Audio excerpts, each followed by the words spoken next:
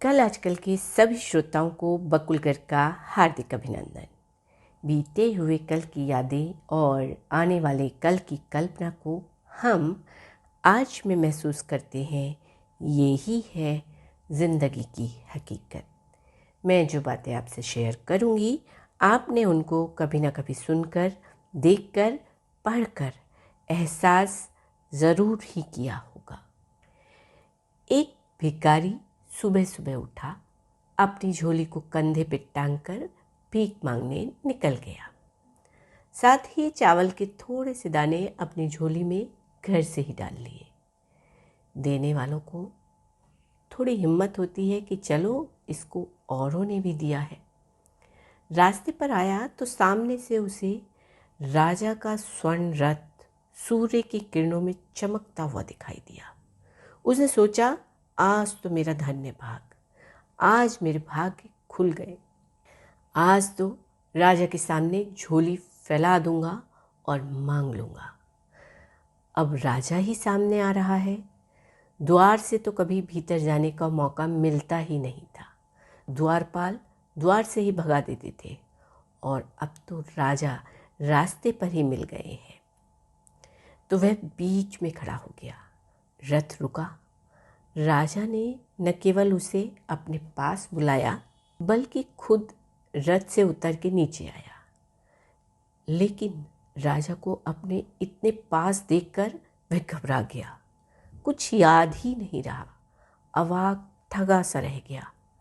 देखता रहा राजा के मुंह की तरफ, और इससे पहले कि वो अपनी झोली फैलाए, राजा ने अपनी झोली फैला दी और उससे कहा, मना मत करना, इनकार मत करना, क्योंकि मेरे ज्योतिषियों ने कहा है कि आज मैं भीख मांगूं तो राज्य बचेगा, अन्यथा राज्य पर खतरा है। अब बड़ी कठिनाई। हम सोच सकते हैं, भिखारी जिसने कभी दिया ही नहीं, सदा मांगा, देने की कोई आदत ही नहीं, देने का कोई संस्कार ही नहीं, वो तो बहुत घबराया। लेकिन अब इनकार भी न कर सका, क्योंकि राजा ने तो कहा, इनकार मत करना, पूरे राज्य पे खतरा है, कुछ भी दे दो। उसने अपना हाथ भीतर झोली में डाला, मुट्ठी बांधता रहा, खोलता रहा, बांधता रहा, खोलता रहा। कभी दिया तो है नहीं, देने की आदत ही नहीं। बड़ी मुश्किल से चावल का एक दाना निकाल कर राजा की झोली में डाल दिया। अपने आप से कहा, ये तो हद हो गई, और गरीब कर दिया। एक दाना जो पास था वो भी ले लिया। उस दिन घर लौटा तो थोड़ा उदास था। वो एक दाना जो कम था। पत्नी ने पूछा, इतने उदास? तो उसने कहा, क्या करूं, हद हो गई। राजा से तो कुछ मिलने की आशा बंधी थी, पर वो तो दूर, वो तो हमसे ही ले गया। उसने वहीं अपनी झोली पलट दी और देखकर चकित हुआ। एक दाना सोने का हो गया था, जो दिया था। वह रोने लगा। पत्नी ने कहा, हुआ क्या? आखिर माजरा क्या है? लुट गए। उसने कहा, लुट गए। सारे दाने दे दिए होते तो आज सारे दाने सोने के हो जाते। आखिर अवसर आया और गया।